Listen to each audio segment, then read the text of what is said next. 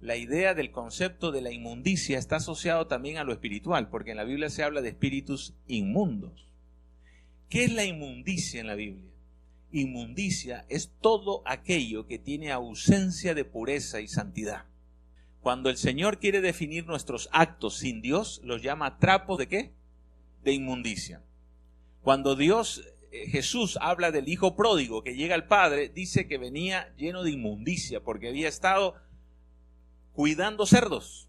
En otras palabras, había descendido tanto que quería hasta comer las algarrobas de los cerdos, porque había una gran hambre en la ciudad donde él se fue. Todo lo que tiene que ver con algo inmundo es algo que está fuera del radar de Dios, en el sentido de que se alejó tanto, se hundió tanto en el pecado, pero no se alejó del corazón de Dios. Usted nunca se va a hundir tanto en el pecado que el amor de Dios sea impotente de alcanzarlo. Porque el amor de Dios es más grande que todos sus pecados juntos. Es lo que dice Pablo cuando habla que cuando el pecado abundó, sobreabundó la gracia.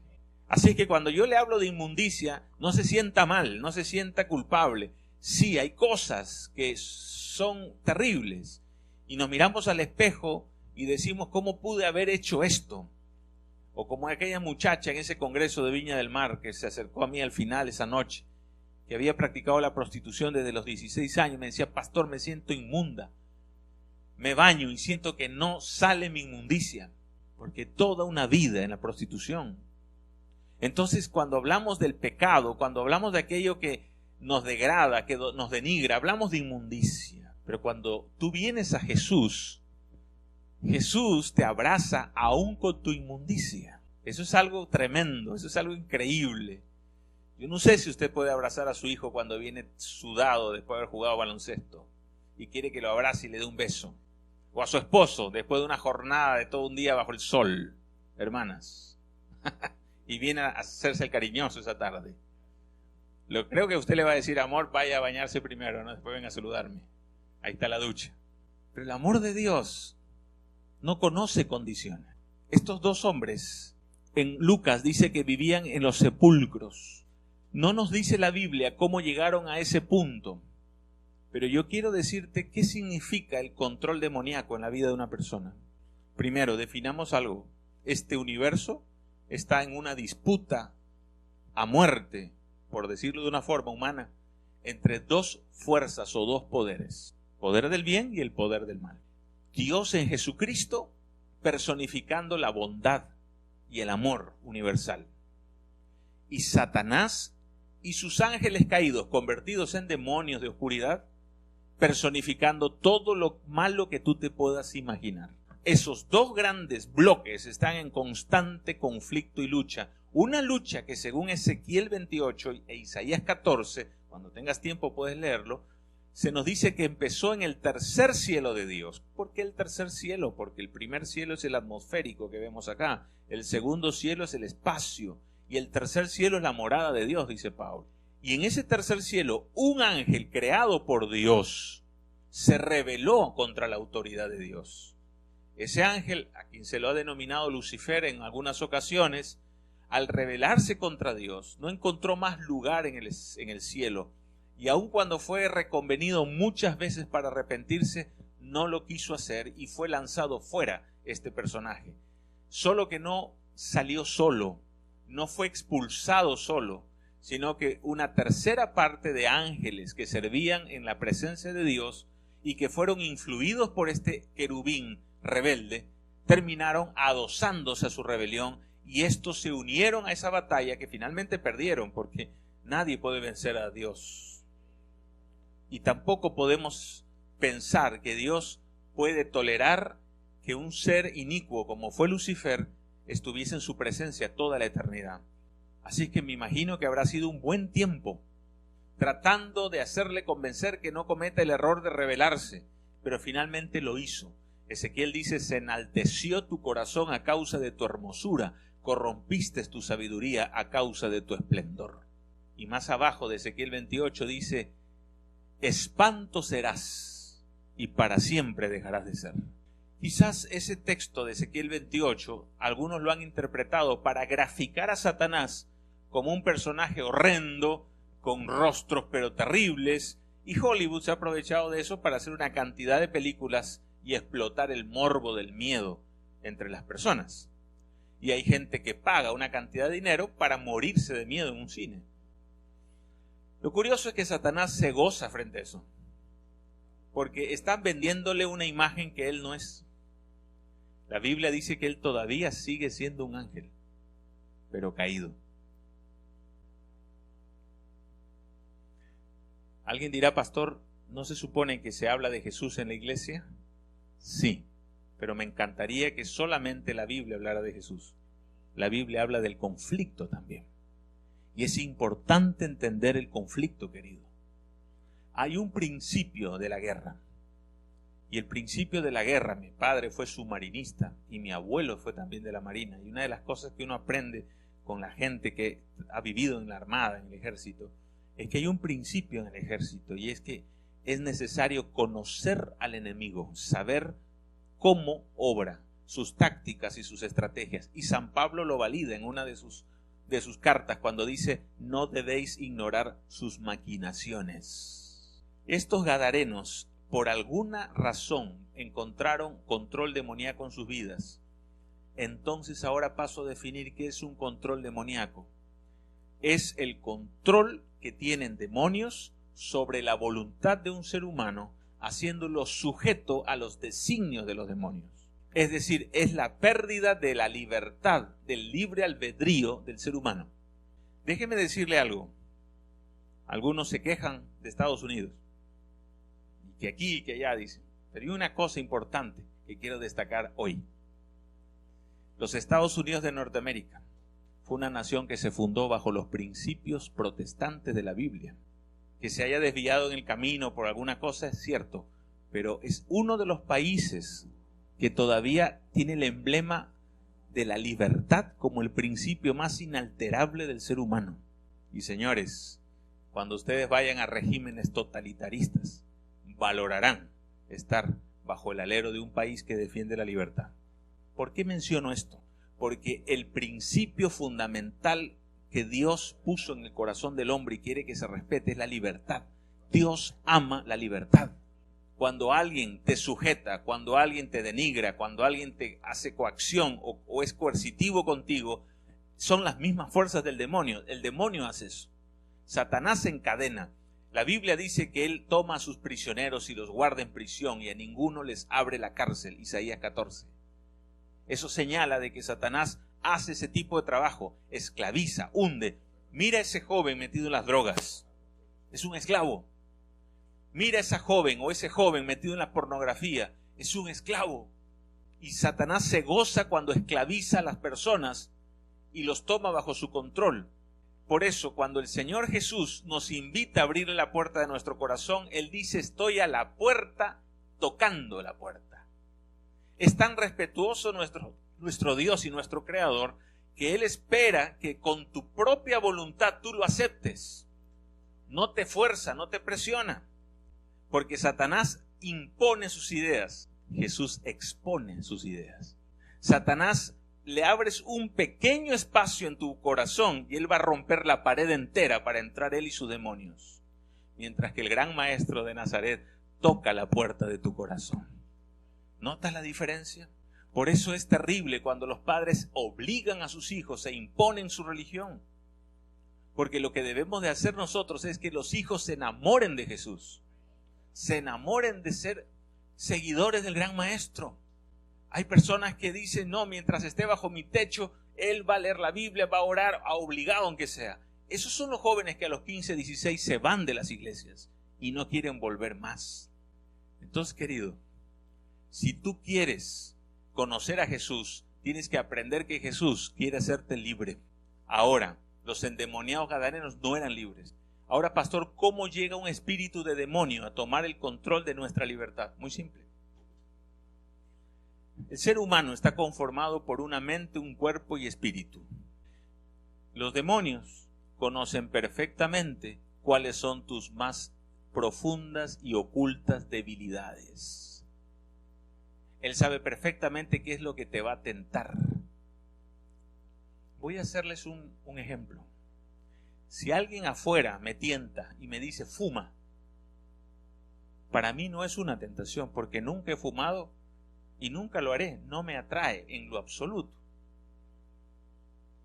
Cuando alguien me dice, toma, bebe, la única ocasión que por travieso a los 5 años agarré un vaso que tenía así de cerveza de mis tíos y lo probé y vomité, fue la única experiencia que me traumatizó toda la vida sobre el alcohol.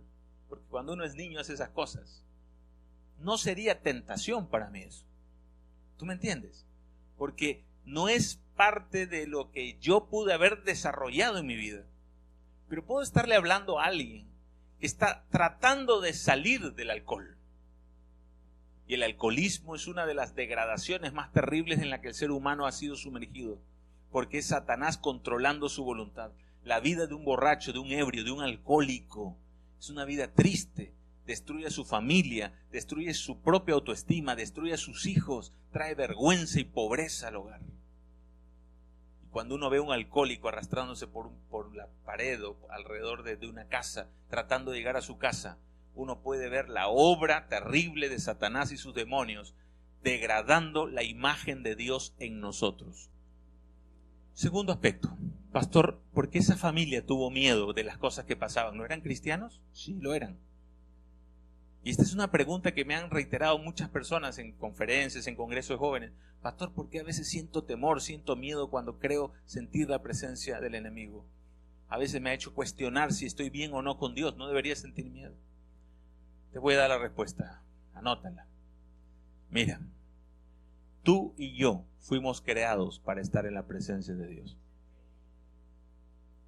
Y cuando uno está en la presencia de Dios, ¿tú has sentido miedo en algún instante mientras nuestros hermanos cantaban? Mientras oramos, mientras estamos aquí todos juntos acompañándonos, ¿hay miedo acá? No hay, porque está el Espíritu de Dios. Cuando Dios nos creó fue para estar en la presencia de Él. Cuando otra presencia quiere estar frente a nosotros, hasta nuestro cuerpo reacciona de manera normal. Así que no te sientas raro y que no estás consagrado si sientes esas sensaciones, porque eso es lo que produce la presencia del enemigo cuando de cuando en cuando se devela de una manera descarada. Porque es descarado a veces, pero normalmente no lo hace, no es estúpido Satanás. Al joven no se le va a aparecer como se le apareció a Ellen White. Sin embargo, le va a poder ofrecer una página pornográfica gratuita. Y le va a mostrar imágenes que lo pueden inducir a la impureza sexual y a una dependencia a eso con el tiempo. A un hombre que luchó contra su líbido toda la vida y que ahora está casado y está en el Señor y en la iglesia, lo tentará colocándolo en escenarios donde sus ojos empiecen a mirar a otras mujeres y pueda caer nuevamente en esos actos lujuriosos. Satanás sabe que ese es su camino.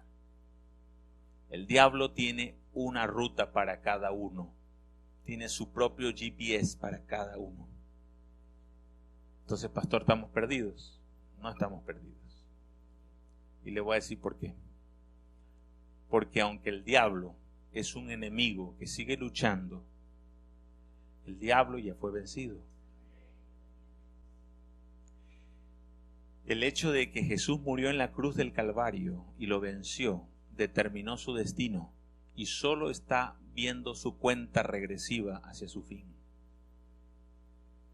Pero como sabe que le queda poco tiempo, dice el apóstol Pedro, está buscando como león rugiente a quien devorar. Ahora bien, vamos al tercer y último punto. ¿Cómo sé yo, pastor, si estoy bajo un control demoníaco? Y esto lo di en una clase a los muchachos de teología en una ocasión. Existen 2 tipos de control demoníaco. Uno es el pasivo y otro es el activo. Te lo voy a explicar rápidamente en estos minutos que nos quedan. Pero para explicártelo, te lo voy a explicar de la siguiente manera. Cuando los endemoniados gadarenos salieron a enfrentarse a Jesús, tenían síntomas más que claros que estaban bajo un control demoníaco. Dice que tenían unas voces feroces, botaban espuma por la boca, estaban desesperadamente agresivos. Es decir, toda una sintomatología propia de un endemoniado que yo he tenido la oportunidad de verlo en mi ministerio varias veces.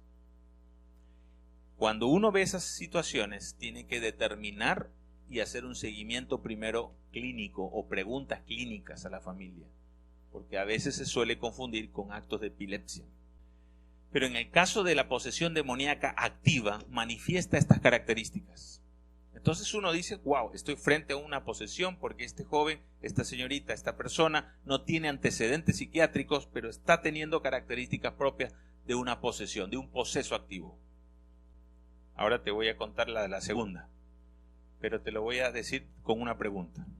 Anás, Caifás, los que llevaron y maquinaron la muerte de Jesús prácticamente, ¿tenían control demoníaco? ¿Sí?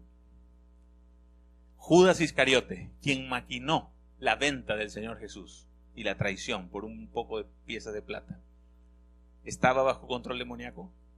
Jesús mismo lo dijo, que había un demonio ahí mismo. Y él se paró y le dijo, lo que has de hacer, hazlo pronto. Pero Anás y Caifás, o Judas Iscariote, no botaban espuma por la boca. No tenían convulsiones en el piso, ni tenían voces paranormales, pero estaban bajo control demoníaco. A eso le definimos los pastores, ese tipo de posesión, la posesión pasiva. Y yo sé la pregunta que está viniendo esta noche en tu cabeza. Pastor, ¿es posible que en este momento, entre la audiencia, pueda haber personas bajo ese tipo de control? Y no mire a su amigo que está al lado ni se asuste. Pero es posible.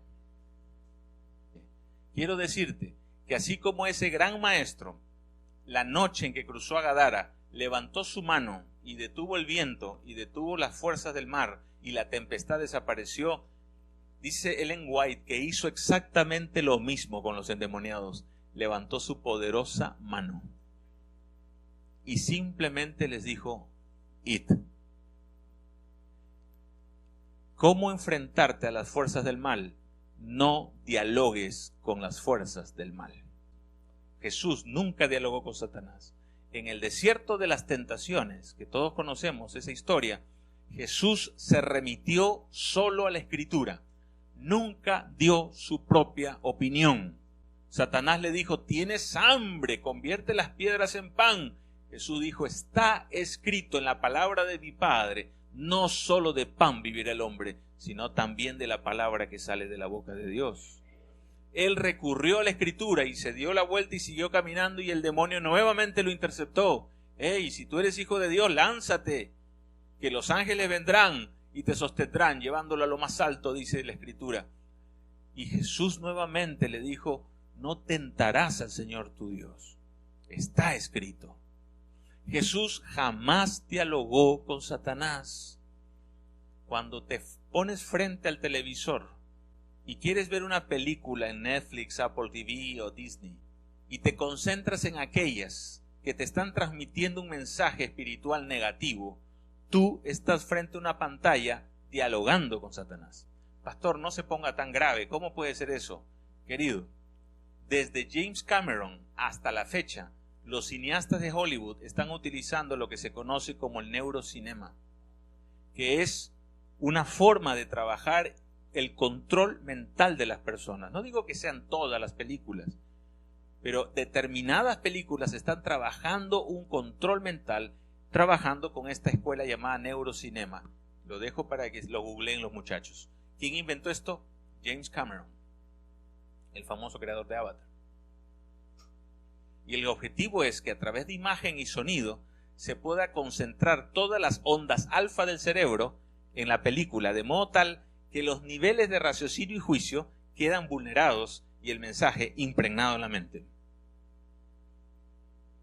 Neurocinema, acuérdense, googleenlo, búsquenlo. Entonces trabajan con estudios neurológicos para lograr determinadas conductas. Reitero, no te digo que todo, pero selecciona, busca lo que sea correcto. El apóstol Pablo nos dice en Filipenses 4:8 lo que debemos usar en nuestra vida, todo lo que es puro, todo lo que es correcto, todo lo que es verdadero, todo lo que es de buen nombre. Si hay alguna virtud, si hay algo digno de alabanza, en eso pensad. eso aloja en tu mente. La música, yo soy músico y estudié mucho tiempo los efectos de ciertos sonidos cuando estaba estudiando música en los 90.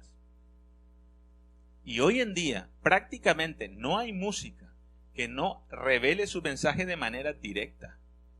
Lo que se conocía como el backward masking o el backmasking ya no existe. Hoy los mensajes son directos. Y créanme, hay sermones de sexualidad desnaturalizada en una enorme cantidad de música que hoy en día los jóvenes escuchan. Pero pastor, si es para divertirse, me encantaría poder apoyar tu idea. Pero la música es un lenguaje. Y los que hemos estudiado música sabemos que todo lenguaje codifica el cerebro. Todo lenguaje moldea la voluntad y todo lenguaje permea las decisiones. Richard Ramírez, el depredador nocturno, en los 80 fue detenido en la ciudad de Los Ángeles, California. Luego de haber sido buscado por años, por muchos años, finalmente lo encontraron. Y si ustedes googlean y buscan el juicio de Richard Ramírez, encontrarán que cuando lo condenan, él levanta su mano y enseña la famosa estrella de Baphomet con las dos puntas arriba y la punta abajo, que es la cara de la cabra, que es Satanás, que es la estrella que utilizan los satanistas. Y confiesa, y está en el acta del Tribunal de Los Ángeles, que todas sus fechorías, violaciones y asesinatos lo hacía bajo los efectos de la música de AC/DC y la canción Night Prowler, el depredador nocturno. Los jóvenes que hace poco intervinieron en una escuela y mataron a niños, les encontraron en sus playlists música horrorosamente descriptiva sobre violencia, violación y asesinato. Querido, lo que te estoy diciendo es serio. Y quiero añadirte algo. Satanás fue músico. La Biblia dice que todos los instrumentos de música fueron creados junto con él cuando él fue creado. Él conoce el efecto, el poder y la influencia de la música. Dirigía las huestes celestiales. Hoy sigue siendo músico, pero su don está degradado. Entonces, ¿cómo llegaron esos endemoniados gadarenos a hacer lo que llegaron a hacer? No lo sabemos. Pero alguna de las avenidas a la mente seguramente fueron permeadas. ¿Cuáles son esas avenidas a la mente, pastor? Las dos más principales es el oído y la vista. Se dice que a través del oído y la visión podemos llevar a nuestra mente más del 73% de la información codificada que está condicionando nuestras decisiones. Increíble. Me dio COVID cuando vino el huracán Fiona. Fue terrible. Estaba con COVID por primera vez en mi vida en un huracán. Y mi primer huracán de mi vida. Y al día siguiente que me dio salí positivo, perdí el olfato y el gusto.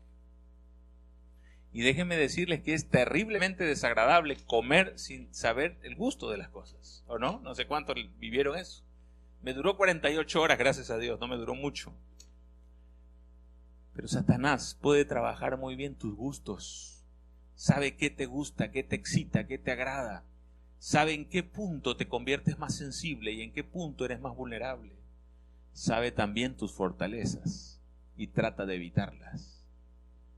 Pero esta noche no quiero terminar solo hablando del poder de las tinieblas. La palabra de Dios dice que cuando Jesús levantó su mano y le dijo, id, esos seres demoníacos entraron en los cerdos y los cerdos murieron. Quiero usar un poco mi libertad creativa o de imaginación para imaginarme lo que les voy a decir a continuación. Probablemente en unas horas o días el destino de esos dos endemoniados era el mismo despeñadero por donde cayeron los cerdos. ¿Por qué, pastor, lo deduce así? Porque Satanás, San Juan 10:10, dice Jesús, vino a hurtar, matar y destruir. Y Jesús llegó antes de que eso ocurriese. Esta noche Jesús puede estar llegando antes de que eso ocurra con tu vida. antes de que te caigas por un despeñadero. No sé cuál es tu despeñadero, pero sí sé que el Señor esta noche te está hablando a través de las redes sociales para decirte que hay un conflicto y que es real, y que no lo tomes en juego, no lo tomes en poco.